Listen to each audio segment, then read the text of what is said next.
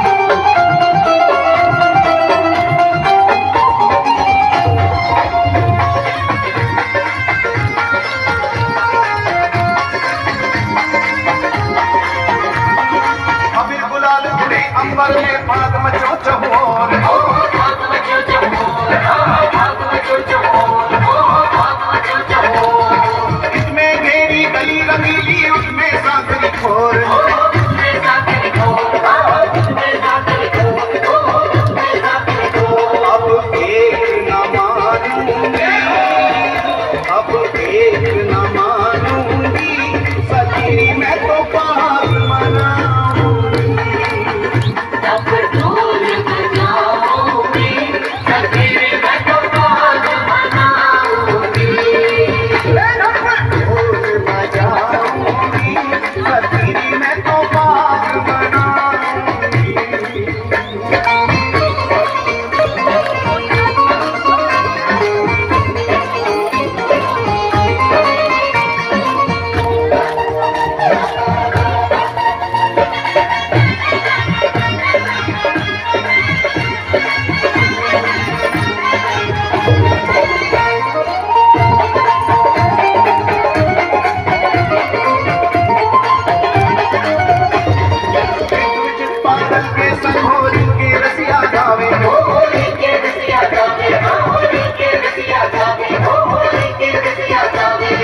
अगर अमरिया ब्रज की होरी दर्श रस पावे,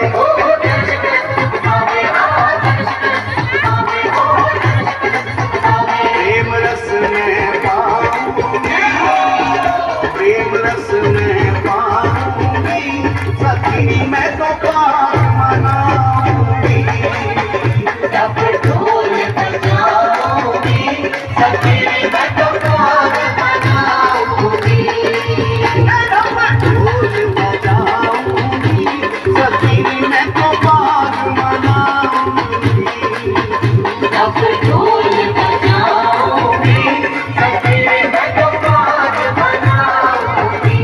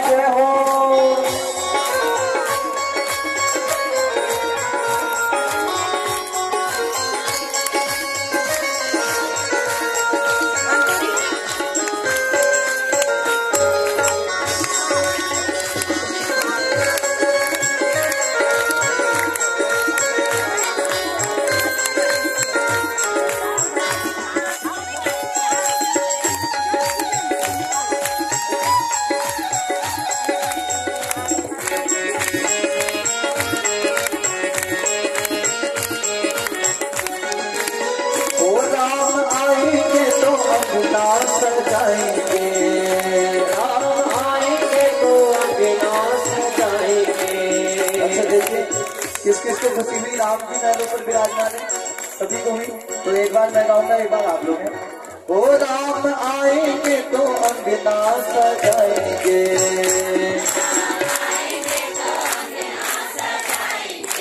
और भाव से गाना है। ओ राम आएंगे तो अंगना सजाएंगे,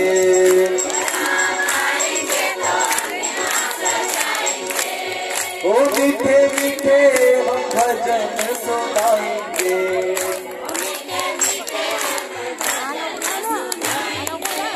वो मेरे जन्मों के सारे राज बीते जाएंगे, राम आएंगे।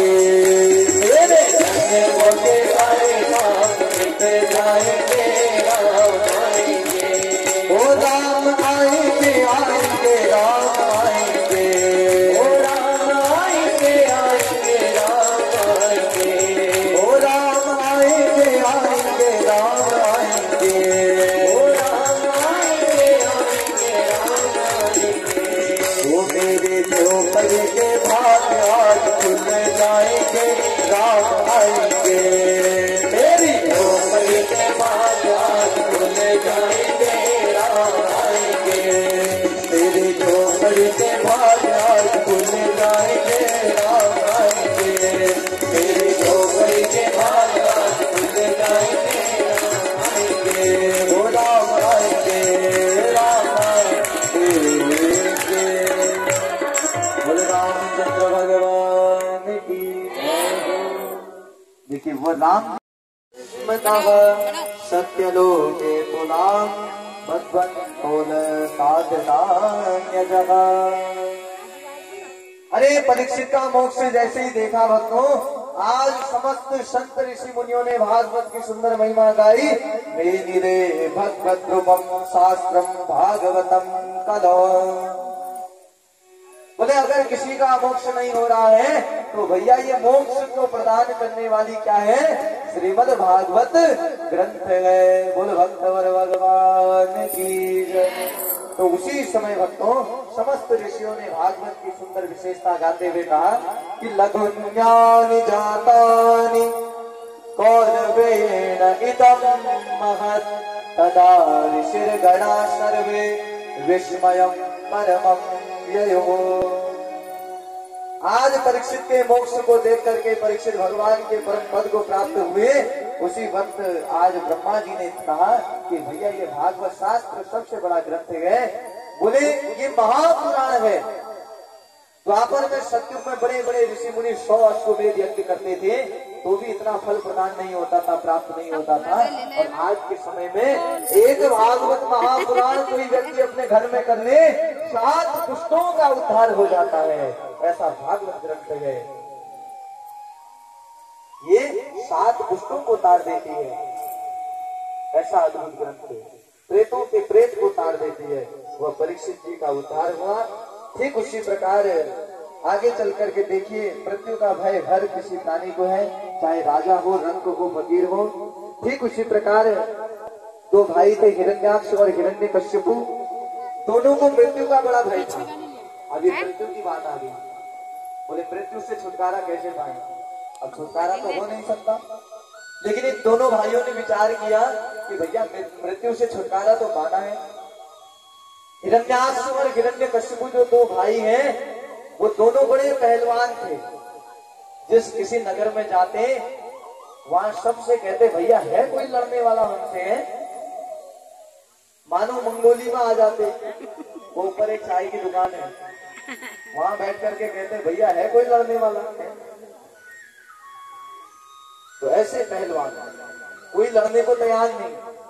जैसे जैसे भक्तों खूब लड़ाई झगड़े की बात करते, हिरण्यकश्यपु का भाई जो हिरण्याक्ष है, हिरण्याक्ष लड़ते लड़ते एक दिन हार गया और हिरण्याक्ष का वध हो गया। जैसे हिरण्यकश्यपु ने देखा कि मेरा भाई तड़प तड़प करके मर रहा है, मेरा भाई तड़प तड़प करके मर रहा है, तो मृत्यु से भय होने लगा। ऐसी पीड़ा मुझे भी होगी एक दिन है मरने में। बोले मुझे ऐसा वरदान चाहिए कि मैं जीवन में अमर हो जाऊं। मुझे ऐसा वरदान चाहिए। अपने भाई को मरते देखा, भाई मर गया, तो अब वरदान के लिए जगह जगह भटकने लगा। किसी संतों से पूछ लिया। संतों से कहा कि महाराज, बोले भगवान को प्रसन्न करने के लिए क्या करना पड़ेगा? बोले मुझे भगवान से कुछ वरदान मांगने हैं। संतों ने कहा कि प्रभु भगवान को अगर प्रसन्न करना है तो सर्वप्रथम उद्देश्य ये होना चाहिए, ब्राह्मणों को प्रसन्न करना चाहिए। अब आजकल तो कुछ धनी मनी लोग ब्राह्मणों का इतना अपमान करते हैं। अरे ब्राह्मण कोई साधारण ब्राह्मण नहीं, ब्राह्मण देवता के समान कहलाता है। ब्राह्मण देवता कोई साधारण नहीं।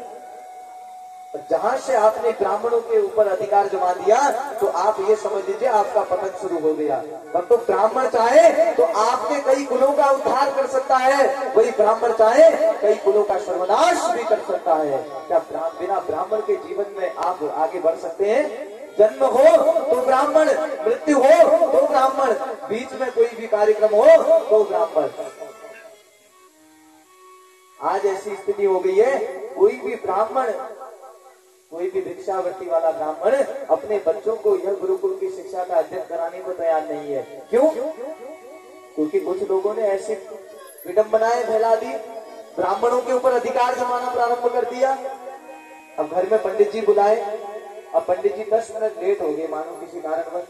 अब हो जाता है आपके घर में पूजा कर रहे हैं, 10 मिनट आपके वहां लेट हो गए, उधर थोड़ा लेट पहुंच रहे हैं, तो भैया वहां से जैसे ही कह दिया कि पंडित जी आप लेट आ रहे हो तो आप समझ लीजिए वो पूजा का कोई फल प्राप्त आपको होने वाला नहीं है। ब्राह्मण के चरण आपके घर के द्वार पर पड़ जाए तो आप समझ लीजिए हमारी पूजा सफल हो गई है। आपका भाव सच्चा है, आपके द्वार पर ब्राह्मण आ जाए तो आप समझ लीजिए हमारी भावना भक्ति सब सफल हो गई है, हमारा ये मनुष्य योनि में आना सफल हो गया है। अब आपने शादी ब्याह में ही देखा होगा, आजकल विवाह क्यों टूट रहे हैं इतने? कैसी स्थिति हो गई है? 10 दिन हुए नहीं रहते हैं विवाह के, कई केस ऐसे आ जाते हैं भैया दोनों अलग हो जाते हैं, पति पत्नी तलाक हो जाता है। क्यों होता है? अपने सनातन पद्धति को मनुष्य समझ नहीं रहा है। विवाह के कार्ड पर लिखा रहता है विवाह शुभ लग्नानुसार 12 बजे, बारात आ रही है 3 बजे राहु काल में, जब राहु काल चल रहा है। भैया राहु काल में फेरे लगाएंगे तो वही राहु तो जीवन में व्यतीत होगा। पंडित जी जो पूजन पूरा करते हैं, विवाह को संपन्न करते हैं, उनको समय दिया जाता है 1 घंटे का, 2 घंटे का, जबकि 2 घंटे में गणेश पूजा भी नहीं होती है। सारा समय तो आजकल सारा आधा विवाह तो हमारे जो भैया जी कहा है, एक बार कैमरा वाले भैया जी के लिए जोरदार ताली बजा दीजिए। ज्यादा उन्हें पता है, सारा विवाह वो जानते हैं। पंडित जी से ज्यादा विवाह आजकल कैमरा वाले भैया जानते हैं कैसे होता है। पंडित जी तक तो नंबर ही कहाँ आ रहा है, लास्ट में आ रहा है। ये सत्यता है जीवन की। तो इसीलिए आज जो ये विवाह टूटने का कारण है यही है, आदमी अपने संस्कृति को भूल रहा है, आदमी पूजन भूल रहा है। भैया वो वेद मंत्रों में इतनी शक्ति है, वो वेद मंत्र अग्नि को प्रकट कर देते हैं, कोई माचिस की आवश्यकता नहीं है। ऐसे ऐसे मंत्र हैं वो मनुष्य को, किसी भी प्राणी को भस्म कर सकते हैं। यहीं पर ऐसे ऐसे वेद मंत्र हैं। तो इसलिए कर्तव्य होना चाहिए भैया कि ज्यादा से ज्यादा आप समय ब्राह्मणों को दें, ब्राह्मणों का आदर सत्कार करें। अगर ब्राह्मण प्रसन्न हो गए तो भगवान स्वयं प्रसन्न हो जाते हैं। ठीक उसी प्रकार हिरण्यकश्यप ने आज मन में विचार किया कि मैं ब्राह्मणों को प्रसन्न कर दूंगा। घर में ब्राह्मणों को बुलाया, अनुष्ठान करवाया। अरे ब्राह्मणों को इतना प्रसन्न कर दिया, ब्राह्मणों ने कहा कि जाओ, जो वरदान आज तुमने भगवान से मांगने हैं जाकर के मांग लो। हिरण्यकश्यप गया। हिरण्यकश्यप का एक पुत्र है, कौन? प्रहलाद। हमारे प्रहलाद जी पुत्र है हिरण्यकश्यप के। वो प्रहलाद जी कैसे? भगवान के अनन्य भक्त हैं। अरे हिरण्यकश्यप जैसी आगे की ओर बड़ा भक्त हो, वरदान मांगने के लिए पर्वत पर गया, खूब तपस्या की और भगवान वह तपस्या को देख करके बड़ा प्रसन्न हो गए। अरे भगवान आए, भगवान ने कहा बेटा वरदान मांगो, आज तुम्हारी तपस्या को देख करके इतना प्रसन्न हूँ, जो मांगोगे सब तुम्हें दे दूंगा आज। है हिरण्यकश्यप ने कहा प्रभु कुछ नहीं चाहिए, अगर देने के इतने ही इच्छुक हो तो प्रभु अमर कर दो। भगवान ने कहा और बचाई क्या, अमर जो कर दूंगा तो है। हिरण्यकश्यप ने कहा प्रभु अमर कर दो। भगवान ने कहा तपस्या देखकर प्रसन्न हूँ, तथास्तु कहकर के भगवान ने वरदान दे दिया, जा अमर हो जा। हिरण्यकश्यपु को अपने अंदर और बल आने लगा, पराक्रम आने लगा। भगवान ने फिर पूछा, हिरण्यकश्यपु कोई वरदान और तो नहीं चाहिए तुझे? हिरण्यकश्यपु ने कहा, प्रभु और तो कुछ नहीं चाहिए, अगर देने के इतने इच्छुक हो तो प्रभु ऐसा वरदान दे दो कि न इन 12 महीने में से मरूं। प्रभु इन 12 महीने में से एक भी महीने में मरूं ही नहीं। भगवान ने तथास्तु कहकर के वह वरदान भी दे दिया। भगवान ने फिर पूछ लिया मजाक में कि और तो नहीं चाहिए कुछ वरदान? हिरण्यकश्यपु ने कहा, प्रभु दे ही रहे हो तो एक और दे दो। न मनुष्य के हाथ से मरूं, न जीव जंतुओं के हाथ से मरूं। भगवान ने कहा, तथास्तु, ले ये भी ले ले है, वो भी मिल गया। भगवान ने फिर कहा, और चाहिए कुछ? हिरण्यकश्यपु ने कहा, प्रभु क्या चाहिए? न अंदर मरूं न बाहर मरूं, ये भी दे दो आप। भगवान ने कहा, जा तू न अंदर मरेगा न बाहर मरेगा, जा ये वरदान भी तुझे प्राप्त हो। तो ठीक उसी प्रकार जब भक्तों समस्त वरदान प्राप्त हुए, अंतिम वरदान और मांग लिया, प्रभु न दिन मरूं न रात मरूं, यह वरदान भी दे दीजिए। भगवान ने कहा, एक यही तो बचा था, ले ये भी दे दे। ये वरदान भी दे दिया। अब हिरण्यकश्यपु को अपने अंदर बल आ गया, पराक्रम आ गया। हिरण्यकश्यपु ने कहा, प्रभु मैं कैसे मान लो आपने वरदान दे दिया? बोले, प्रभु ट्राई तो करना पड़ेगा। अब भगवान से ही लड़ने लग गया, जिसने वरदान दिए उसी से लड़ने लग गया। भगवान ने कहा, भलाई का तो जमाना ही नहीं है। बोले, भलाई भी कर दी, अंतिम में बुराई पा रहा हूं। तो ठीक उसी प्रकार भगवान तो जैसे तैसे अपनी जान बचा करके भागे। उधर हिरण्यकश्यपु भक्तों आज समस्त वरदानों को लेकर के अपने घर की ओर आया। अरे जिस ग्राम में जाता सभी को पता था इसे तो वरदान मिल गया अमर होने का। बोले, ये तो मरेगा नहीं अभी। तो कोई लड़ने को तैयार नहीं। हिरण्यकश्यपु का जो पुत्र है प्रहलाद जी, वो जैसे जैसे बड़ा हुआ, हिरण्यकश्यपु को विचार आया कि मुझे अपने पुत्र को अब गुरुकुल की शिक्षा का अध्ययन कराना चाहिए। अब गुरुकुल कैसा? एक गुरुजी के पास अपने पुत्र को ले गए। गुरुजी से कहा कि गुरुजी, मैंने अपने जीवन में जो शिक्षा का अध्ययन किया है वही शिक्षा का अध्ययन मेरे पुत्र को कराना। मैंने काला पढ़ रखा है, मेरे बेटे को भी मैंने काला ही पढ़ाना। और मैंने गधा पढ़ रखा है तो गधा ही पढ़ाना। आपने क्या पढ़ा?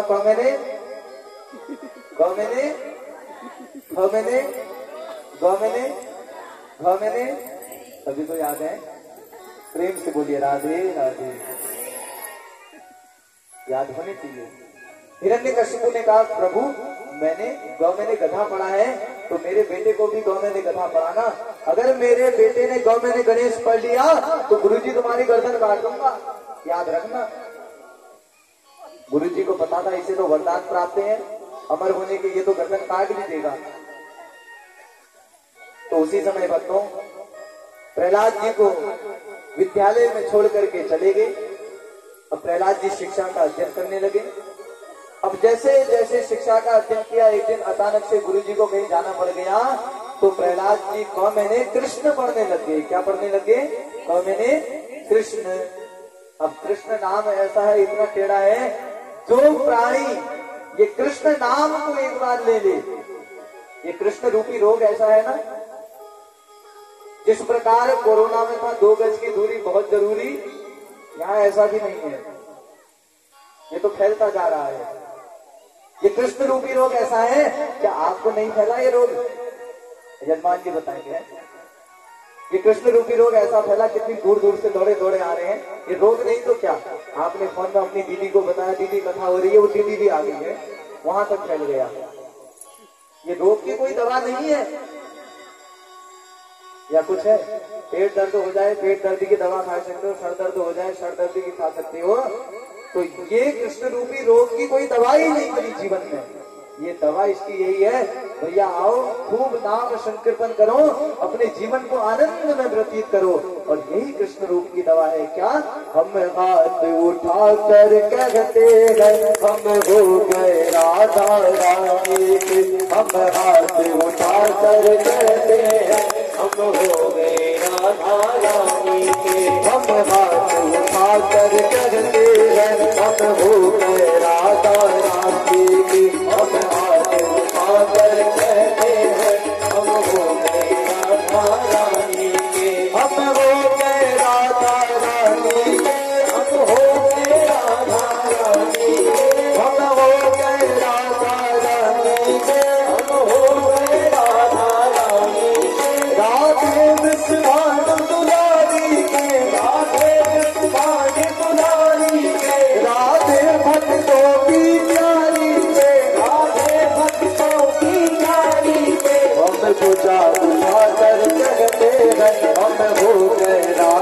जाने के हम भुजा उठाकर कहते हैं हम हो गए राधा रानी के। हम भुजा उठाकर कहते हैं हम हो गए राधा रानी के। हम भुजा उठाकर कहते हैं हम हो गए। भाव से राधा रानी सरकार की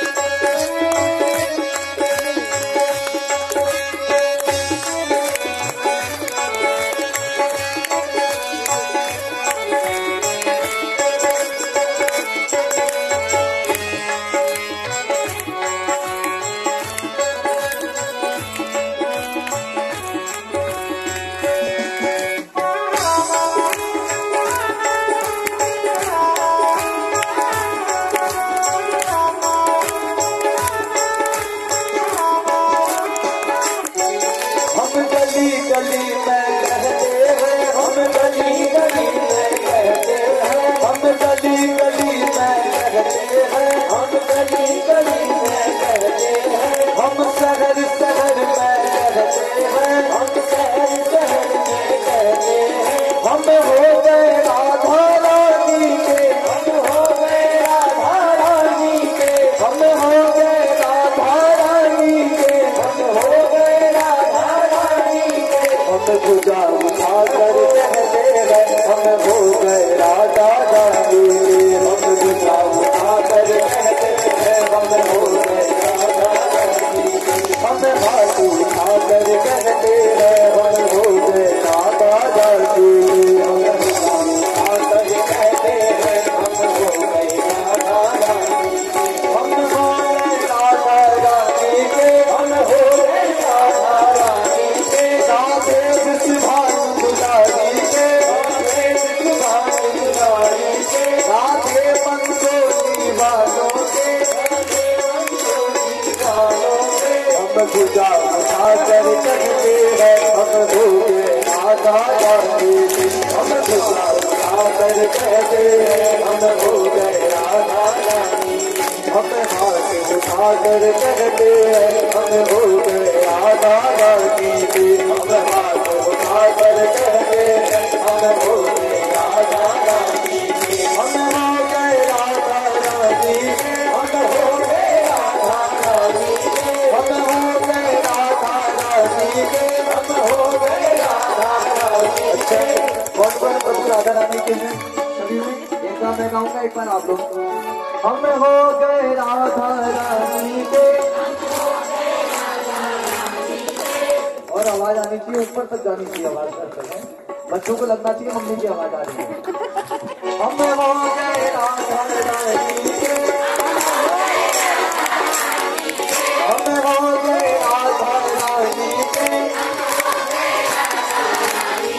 राधे भक्तों की प्यारी के।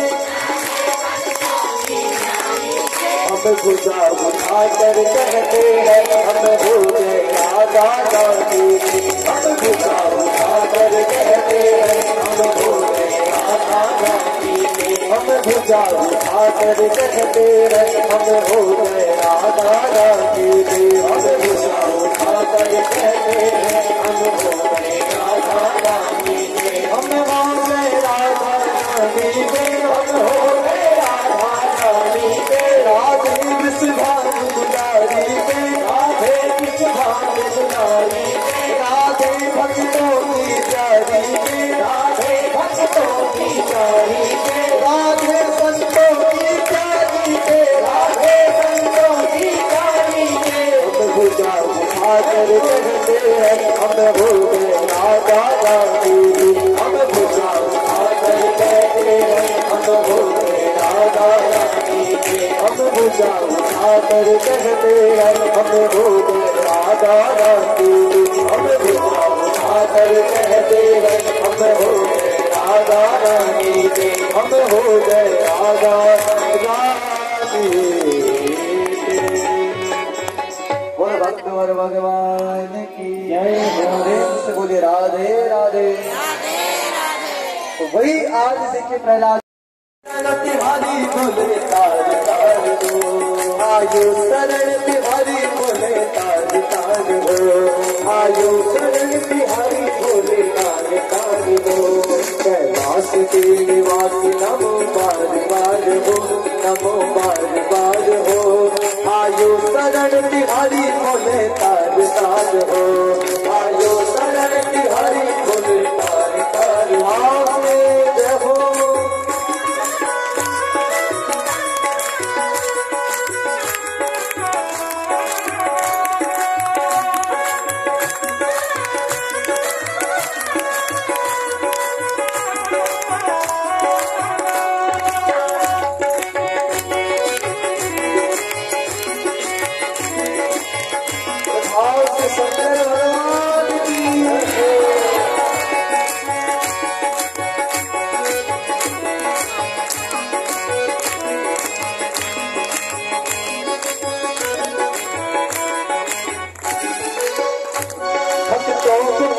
शिव तूने निराश ना किया, भक्तों को कभी शिव तूने निराश ना किया, भक्तों को कभी शिव तूने निराश ना किया, भक्तों को कभी शिव तूने निराश ना किया। आकाश ने तुझा हवन दे दिया, आकाश ने तुझा हवन दे दिया। बड़ा है तेरा जाएगा बड़ा तार तो, बड़ा है तेरा जाएगा बड़ा तार तो। आयो शरण बिहारी भोले ताज ताज हो, आयो शरण बिहारी भोले ताज ताज हो। कैलाश के निवासी नमो बार बार हो, नमो बार बार हो। शरण बिहारी भोले ताज ताज हो, आयो शरण बिहारी भोले ताज भाग हो।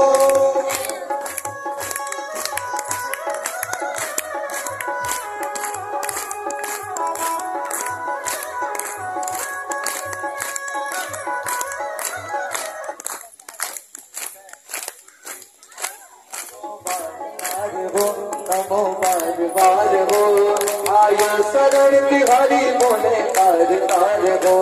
कैलाश के निवासी नमो बार बार हो, नमो बार बार हो।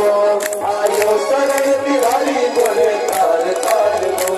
बखान क्या करूं मैं लाखों के ढेर का, बखान क्या करूं मैं लाखों के ढेर का, बखान क्या करूं मैं लाखों के ढेर का, बखान क्या करूं मैं लाखों के ढेर का। सबकी बबूल मैं खजाना कुबेर का, सबकी बबूल मैं खजाना कुबेर का। गंगाधार मुक्ति द्वार ओमकार को, गंगाधार मुक्ति द्वार ओमकार को। आयो शरण बिहारी भोले ताज ताज हो, आयो शरण बिहारी भोले ताज ताज हो। कैलाश के निवासी नमो बार बार हो, नमो बार बार हो। आयो शरण बिहारी भोले ताज ताज हो, आयो शरण बिहारी भोले ताज ताज हो।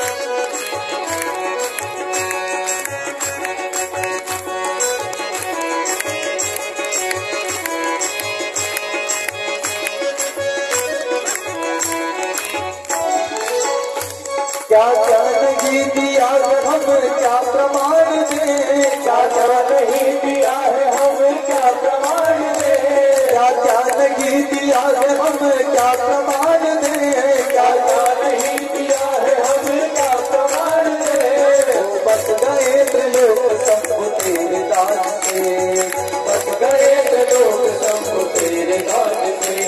जहर दिया जीवन दिया कितना उदार तू, जहर दिया जीवन दिया इतना उदार तू। आयो शरण बिहारी भोले ताज ताज तो, आयो शरण बिहारी भोले ताज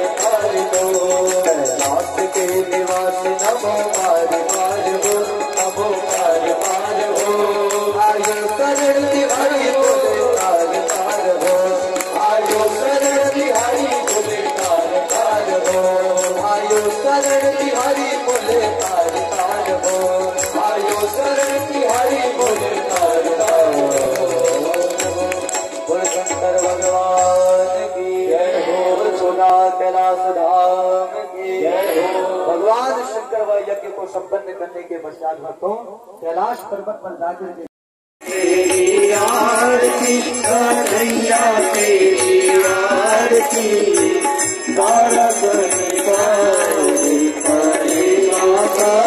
जोड़ के सिर सोने का मुकुट विराजे सिर सोने का मुकुट विराजे सिर सोने का मुकुट विराजे सिर सोने का मुकुट विराजे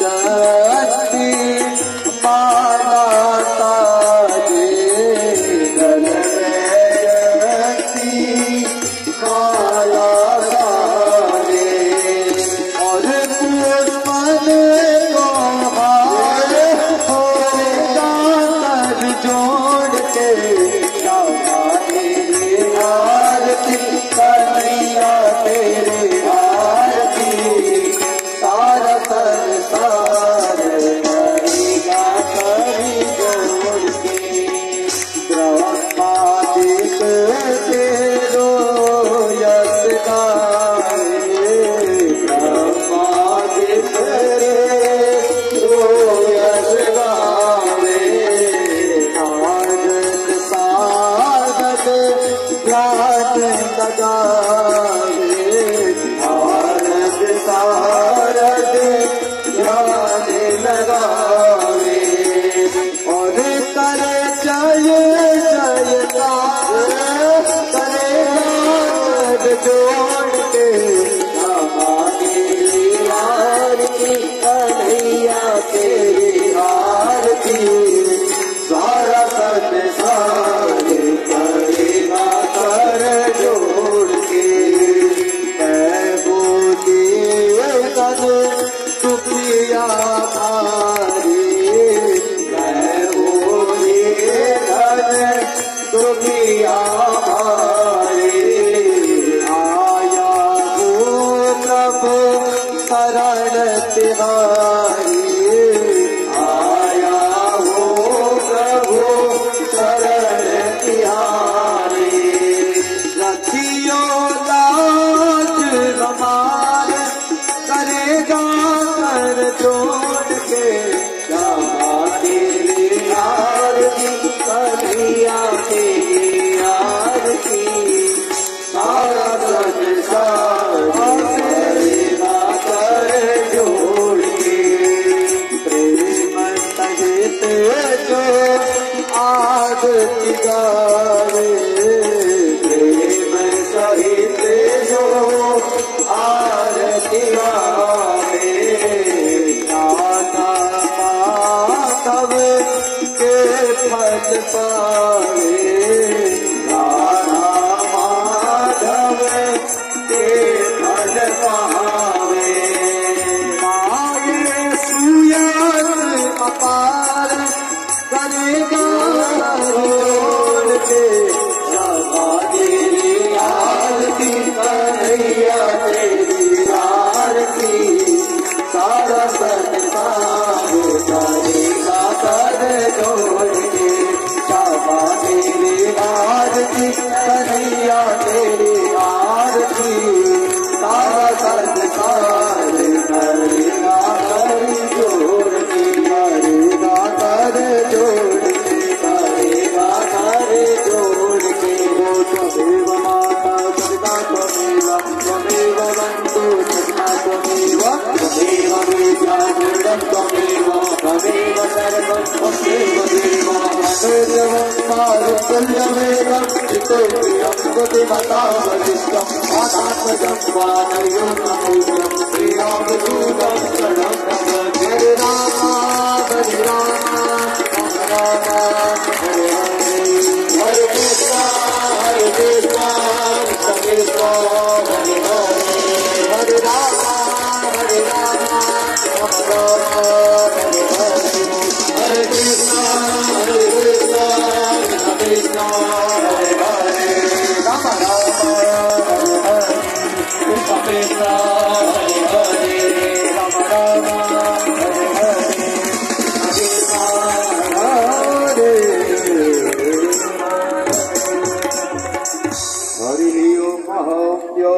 शांति अंतरिक्ष शांति। ओम नमो भगवते वासुदेवाय। ओम नमो भगवते वासुदेवाय। आज भक्तों, अब यहाँ से ध्रुव जी ने अपनी तपस्या प्रारंभ कर दी।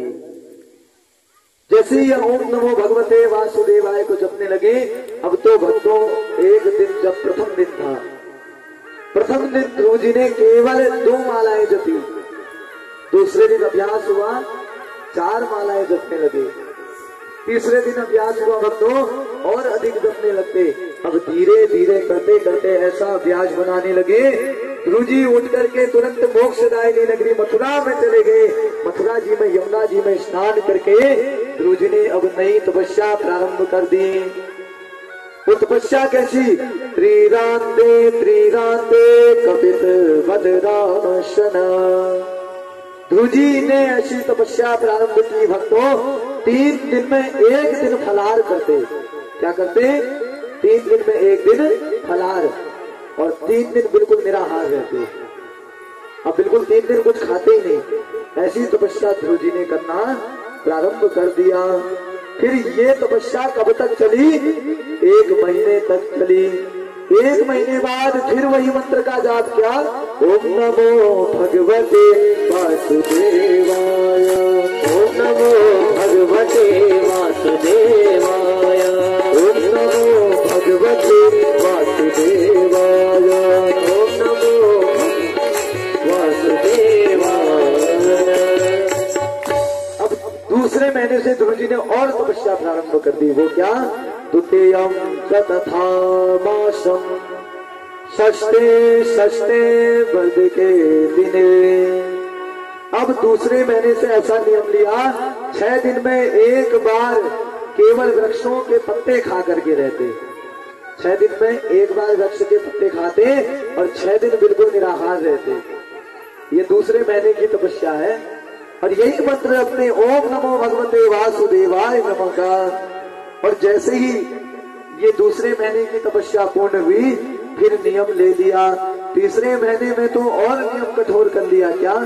9 में हनी। अब 9 दिन में 1 बार केवल यमुना जी का जल मात्र पी करके रहते। यमुना जी का जल पीते और 9 दिन निराहार रहते, न जल पीते, न भोजन करते, न ग्रास की पुष्टि करते। ऐसी तपस्या भक्तों, केवल एक ही नियम ले लिया कि भैया भगवान को प्रकट कर दिखाना है तो कर दिखाना है। तुरंत वही मंत्र का फिर जाप करने लगते। क्या? ओम नमो भगवते वासुदेवाय। ओम नमो भगवते वासुदेवाय। वासुदेवाय नंदनंदनाय। वासुदेवाय नंदनंदनाय। वासुदेवाय नंदनंदनाय। वासुदेवाय नंदनंदनाय। ओम नमो भगवते वासुदेवाय। ओम नमो भगवते वासुदेवाय। ओम नमो भगवते वासुदेवाय। कितने महीने की तपस्या पूर्ण हो गई? 3 महीने की। अब ध्रुव जी का लगा तपस्या का कौन सा महीना? 4था महीना।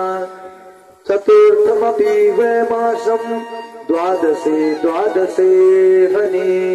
अब 4थे महीने में ध्रुव जी ने तपस्या करना और कठोर कर दिया, और कठोर तपस्या कर दी। कैसे? अब 12 दिन में केवल 1 दिन वायु का आहार करते, केवल वायु को पी करके रहते, और 12 दिन बिल्कुल कुछ नहीं। ये 4थे महीने की तपस्या है। तो अब तो धीरे धीरे करते करते ध्रुव जी ने ऐसी तपस्या कर दी, कठोर तपस्या करना प्रारंभ कर दी। अभी तक तो वायु का पान करने लगे, अब भक्तों 5वें महीने में वो वायु भी छोड़ दी। ऐसे अद्भुत बालक नन्हे से हैं, देखो 9 वर्ष के, वो वायु का पान करना भी छोड़ दिया। अब तो ऐसी तपस्या कर दी, केवल पंजों के बल पर खड़े हो गए और केवल मंत्र का जाप करने लगे। क्या? ओम नमो भगवते वासुदेवाय। ओम नमो भगवते वासुदेवाय। वासुदेवाय नंदनंदनाय। वासुदेवाय नंदनंदनाय। वासुदेव नंदनाय वासुदेवाय नंदनंदनाय ओम नमो भगवते वासुदेवाय ओम नमो भगवते वासुदेवाय ओम नमो भगवते वासुदेवाय ओम नमो भगवते वासुदेवाय। भक्तों, ये 5वें महीने की तपस्या भी पूर्ण हो गई। पंजों के बल पर रहने लगे।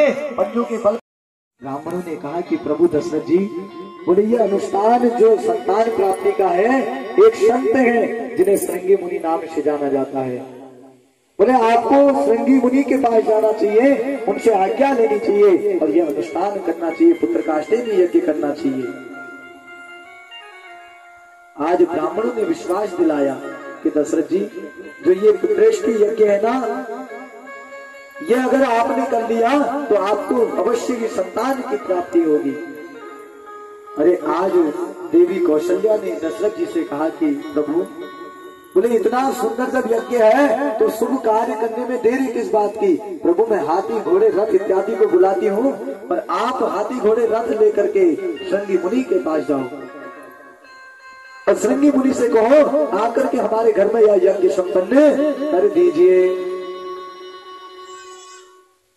तो ठीक उसी प्रकार भक्तों, श्रृंगी मुनि के पास जब जाने लगे हाथी घोड़े रथ लेकर के, तुरंत ब्राह्मणों ने कहा कि प्रभु देखो, आप अपना वैभव, आप सुख संपदा दिखाने नहीं जा रहे हो एक संत के पास, आप एक भिक्षुक बन करके जा रहे हो। क्या बनकर जा रहे हो? भिक्षुक, भिखारी बन करके जा रहे हो। और तुम्हें कोई चीज दिखाने की आवश्यकता नहीं, अरे नंगे पांव चल करके जाओ। आज भक्तों ऐसा अद्भुत समय, राजा होने के पश्चात वो राजा को देखिए, वो राजा नंगे पांव चल कर जा रहे हैं। कहाँ? चला एक जोगी, चला एक राजा जोगी को मनाने, चला एक राजा जोगी को मनाने। राजा कौन? राजा दशरथ नंगे पांव चलकर जा रहे हैं भक्तों, आंख में आंसू है। और कैसे? चला एक राजा जोगी को मनाने, चला एक राजा जोगी को मनाने, जोगी को मनाने, जोगी को मनाने, जोगी को मनाने, जोगी को मनाने, जोगी को मनाने, शीश झुकाने, जोगी को मनाने, शीश झुकाने। चला एक राजा जोगी को मनाने, चला एक राजा जोगी को मनाने। भक्तों, वो राजा देखिए जो राज गद्दी के अधिकारी हैं, वो राजा आज नंगे पांव चल करके जा रहे हैं, आंख में आंसू है भक्तों। ऐसा अद्भुत क्षण, विचार आ रहा है कि वो महात्मा जी वो संत आज्ञा देंगे कि नहीं देंगे यज्ञ की। आंख में आंसू है भक्तों। दुख किस बात का है? संतान नहीं है घर में, 3 रानियां होने के पश्चात। और जैसे ही वह संत के पास गए, श्रृंगी मुनि के पास गए, उनके चरणों पर गिर गए और आंसू बहाने लगे। कैसे? आंसू से पग धोए धोए हर भांति मनाए राजा, और हुए प्रसन्न तथास्तु कहा, फिर यज्ञ कर्म साझा। भक्तों, जब राजा दशरथ जी ने आंसू बहाए, आंसू बह रहे थे, चरणों में गिर गए। आज राजा दशरथ जी के भाव को देख करके वो संत प्रसन्न हो गए। अरे तुरंत आज्ञा दे दी राजा दशरथ, जाओ इस पावन शुभ तिथि के समय में तुम्हारे घर में पुत्र काष्ठेय यज्ञ किया जाएगा। अब तो राजा दशरथ जी का आनंद का पारावार नहीं रहा भक्तों, इतने प्रसन्न राजा दशरथ। और जब यह आज्ञा को लेकर के शुभ पावन तिथि को सुन करके घर की ओर लौटे, घर आकर के देवियों को संदेश सुनाया कि देवियों, इस पावन तिथि को यज्ञ है हमारे यहाँ। वो पावन शुभ तिथि भक्तों नजदीक आई। सुंदर यज्ञशाला का निर्माण किया और यज्ञशाला का निर्माण करने के पश्चात आज श्रृंगी मुनि का आगमन हुआ। बोल सदगुरुदेव भगवान की जय हो। जैसे ही श्रृंगी मुनि का आगमन हुआ तो समस्त पटरानियों ने, जो 3 रानियां हैं देवियां और भक्तों ने मिलकर के आज मुनि की सुंदर सी आरती उतारी, खूब सुंदर स्वागत किया। अब भक्तों यज्ञ की पावन शुभ घड़ी नजदीक, यज्ञशाला में समस्त तीनों देवियां गया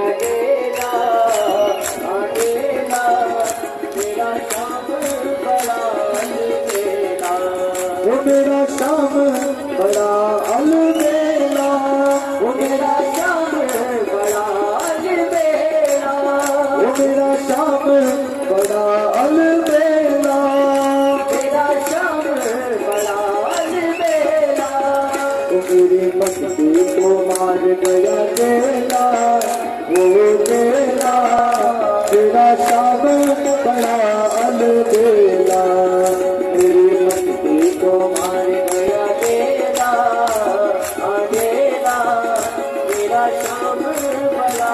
भाव से बागेश्वर भगवान की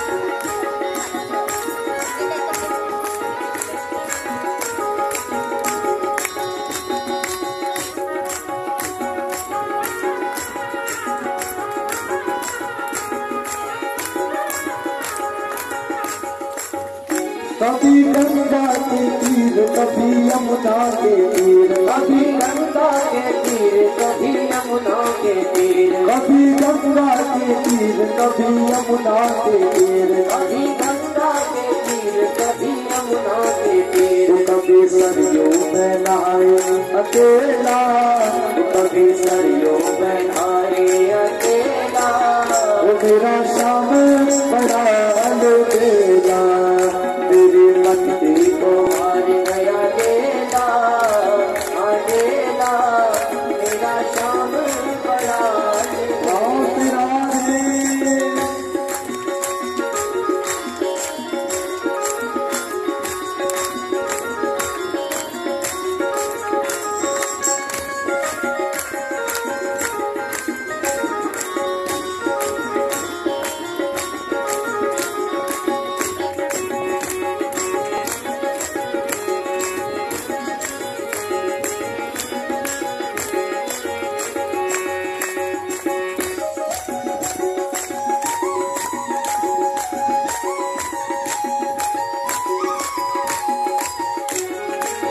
वो कभी गोपियों के संग कभी ग्वालों के संग, कभी गोपियों के संग कभी ग्वालों के संग, कभी गोपियों के संग कभी ग्वालों के संग, कभी गोपियों के संग कभी ग्वालों के संग, वो कभी लव में चराए अकेला, वो कभी लव में चराए अकेला, वो तेरा श्याम बड़ा अलबेला, कभी लव में चराए अकेला, मेरा श्याम बड़ा अलबेला, मेरा श्याम बड़ा अलबेला, मेरा श्याम बड़ा अलबेला, वो मेरा श्याम बड़ा अलबेला, वो मेरा श्याम बड़ा अलबेला, तेरी मस्ती को मार गया तेला, वो तेला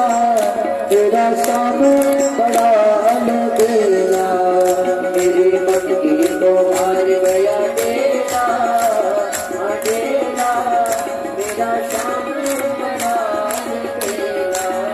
कभी सूरज के संग कभी चंदा के संग, कभी सूरज के संग कभी चंदा के संग, कभी सूरज के संग कभी चंदा के संग, कभी सूरज के संग कभी चंदा के संग, कभी तारों के संग में अकेला, कभी तारों के संग में अकेला, मेरा श्याम बड़ा अलबेला, को मार गया मेरा, मेरा श्याम बड़ा अलबेला। वो कभी संतों के संग, कभी भक्तों के संग, कभी संतों के संग, कभी भक्तों के संग, कभी संतों के संग, कभी भक्तों के संग, कभी संतों के संग, कभी भक्तों के संग। कभी मस्ती में बैठे अकेला, कभी मस्ती में बैठे अकेला, मेरा श्याम बड़ा अलबेला, मेरी मस्ती को मार गया मेला, अकेला मेरा श्याम बड़ा अलबेला। तो मेरा श्याम बड़ा अलबेला, मेरा श्याम बड़ा अलबेला, वो मेरा श्याम बड़ा अलबेला, मेरा श्याम बड़ा अलबेला। मेरी मस्ती को मार गया मेला, ओ मेला मेरा श्याम बड़ा अलबेला, मेरी मस्ती को मार गया मेला, ओ मेला मेरा श्याम बड़ा अलबेला, मेरा श्याम बड़ा अलबेला, मेरा श्याम बड़ा अलबेला, मेरा श्याम बड़ा अलबेला, मेरा श्याम बड़ा अलबेला। गुरुमाता तो भगवान की जय हो, भगवान की जय हो।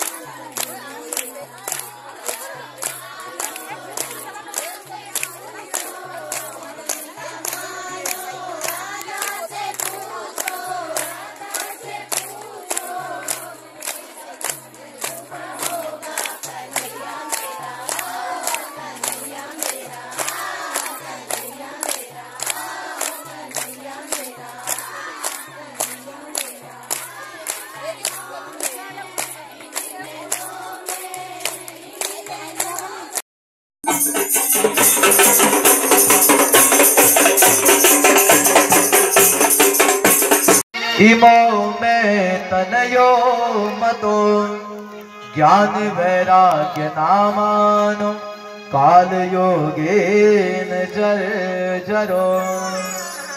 अरे महाराज क्या बताऊं, मेरा नाम भक्ति है। क्या है? भक्ति। ध्यान से सुनना, मैं आप सभी से पूछूंगा, बीच में किसी को भी उठा करके, ठीक है? मेरा नाम भक्ति है महाराज। और जो ये दोनों बुढ़े आप देख रहे हैं ना, ये दोनों मेरे पुत्र हैं। अरे नारद जी ने देखा माँ बड़ी जवान है और बता रही है ये मेरे दो पुत्र हैं जो बुढ़े हैं। नारद जी ने कहा इनका नाम क्या है? तो वह भक्ति मैया ने कहा महाराज एक का नाम ज्ञान है और एक का नाम वैराग्य है। तो उसी समय नारद जी ने कहा कि देवी, बोले ये पुत्र बुढ़े कैसे हुए? तो देवी ने कहा महाराज क्या बताऊं, मैं अनेक तीर्थों में गई मैं देश विदेशों में गई, मेरा खूब सम्मान हुआ, कहीं से पीड़ित होकर भी आना पड़ा। अंतिम में जैसे ही वृंदावन धाम पधारी, ये वृंदावन धाम की ऐसी महिमा है कि भैया यहाँ चरण रखते ही मैं नवयवन स्त्री बन गई। बोल भक्ति मैया की। और महाराज ये काल के चक्र को देखिए, मेरे दोनों पुत्र बुढ़े हो गए, महाराज मेरा उद्धार करो। आज वही नारद जी ने समस्त पुराणों का सार भगवत गीता सुना डाला ज्ञान वैराग्य को। जैसे ही भगवत गीता का पाठ सुनाते, ज्ञान वैराग्य थोड़ा सा जागृत होते, थोड़ा उठते, और जैसे ही पाठ पूर्ण होता फिर गिर जाते जमीन पर। अब नारद जी ने कहा भैया अब क्या करूं, ये तो उठ ही नहीं रहे। तो अंतिम में नारद जी ने कहा भैया अब मैं क्या करूं, सब पुराणों का सार गीता सुना डाला, ये जागृत नहीं हो रहे हैं। तुरंत आकाशवाणी हो गई कि नारद जी सत्कर्म करो। अब नारद जी ने कहा भैया क्या ये सत्कर्म नहीं था जो अभी तक सुना रहा था मैं? तो तुरंत स्मरण आया, आकाशवाणी हुई, जाकर के किसी संत महात्मा से पूछो कि भैया सत्कर्म किसे कहते हैं। अब नारद जी स्वयं मानस पुत्र हैं, इतने ज्ञाता हैं।